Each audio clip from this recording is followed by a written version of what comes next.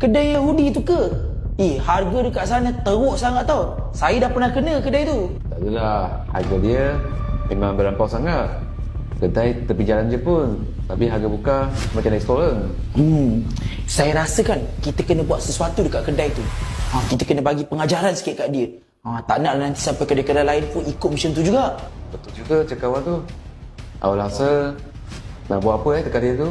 Tak apa, saya ada idea. Kak, je. Ya, duit air. RM1 je? Kau ingat kedai aku ni cikai-cikai ke? Air ni RM3, kau bagi RM1 je. Bayar lagi RM2. Air kosong sampai RM3 kak. RM1 dah lah. Malu apa? Sekarang ni kau ada duit ke tak nak bayar? Ni lagi RM2 je.